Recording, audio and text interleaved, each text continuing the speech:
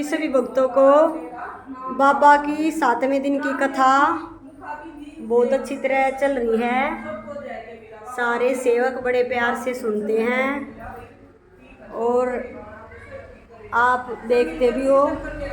जय बाबा की। मैं रामदेव जी के आगे नेत्र दे हाथ जोड़कर प्रार्थना करते हुए कहा, स्वामी मेरी जीवन नैया को बीच में छोड़कर आप कहाँ पधार रहे हो? कृपा करके मेरे उद्धार होने का आशीष दे। यह सुनकर रामदेव जी गर्भस्थल शिशु को आवाज देते हुए बुलाकर कहा, तेरे गर्भ में बोलने वाले बालक का नाम देना है। यही तेरी पालना करके तेरी गति करेगा और वह मेरा नाम छोड़कर मेरी समाधि लेने वाले गांव का नाम रामदेवरा रखेगा। अतः सुख आज कथा में बाबा समाधि लेंगे। ईश्वर भजन करो, तुम्हारा कल्याण होगा। भाद्र शुक्ल पक्ष नवमी के दिन आपने साज बाज सवार कर बाना पहनकर सुंदर पोशाक सुसज्जित वेश में कंधे पर मुकुट पहनने रवाना हुए। साथ में माता पिता कुल कुटुंब के सभी संबंधी मित्र परिवार के मान्य बड़े बड़े दास दासी कुल वधुए तथा नेतलदे आदि कीर्तन करते गुलाल व गुलाब जल उछालते चले। रामदेव जी को अंतिम विदाई उत्सव को महाधवनी में बनाकर शंख बनाई, झालर सांझ ढोल डप आदि बाजों सहित बनाया सवारा गया। नीचा गांव से 1-2 मील पश्चिम दिशा में आकर ठहरे, जहां पर एक जाजम बिछाई गई, जिस पर सब बड़े बूढ़े आदरणीय कुल के सगे संबंधी बैठे।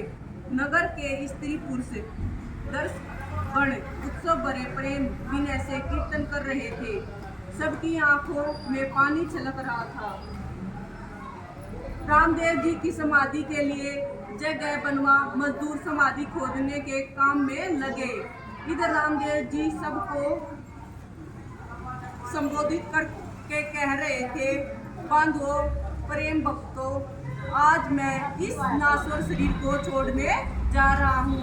वही शरीर का त्याग करूँ, आज समाधि ले हूँ, परंतु गुरु रूप आत्मा भाव से मैं सदैव आप लोगों के साथ रहूंगा।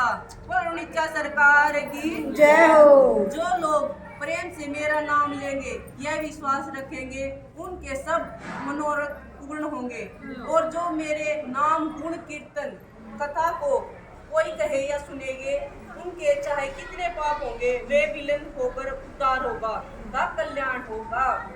उस समय डाली बाई जंगल में बछड़े चरा रही थी। उसने ढोल आदि की आवाज सुनी, लोगों को जाते देखा तो किसी पथिक से पूछा, राही ने पूछा जो जाम थे, यह भीड़ लगी संग सेनाई बजाते लोग कहाँ जा रहे हैं?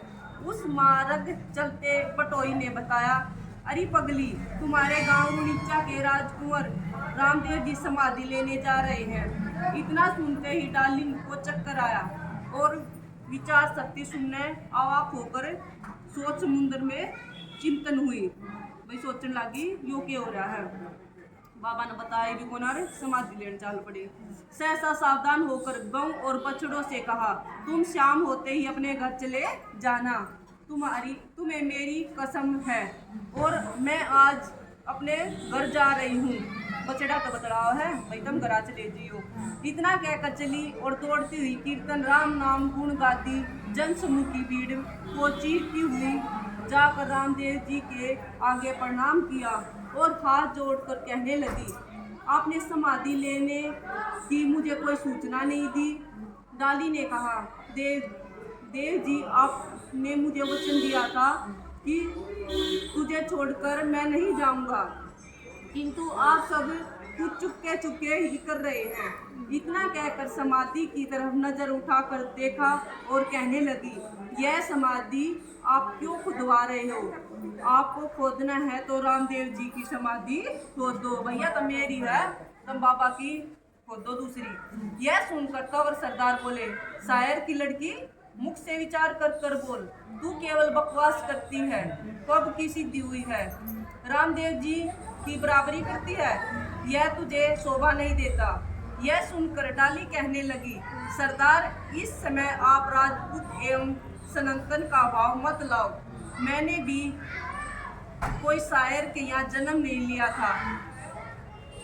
आप लोगों ने ही मुझे उनके घर पालने के लिए दे दी थी। भाई मैं पैदा हो जाए कम मजे का थे, अब पाल लो इसने शायर के घर।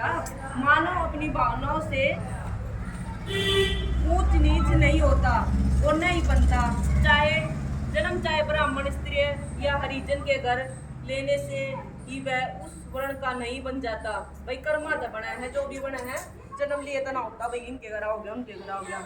जन्म के आधार पर पूजा प्रतिष्ठा नहीं पा सकता, और यदि ऐसा लोग करते तो मूर्खता से भरी भूल करते। ब्राह्मण का भी हो जाओ चोर हो जाए, ब्राह्मण का लड़का भी। जय बाबा की भाई। रामदेव जी ने संभावना देख के दिलाते हुए कहा,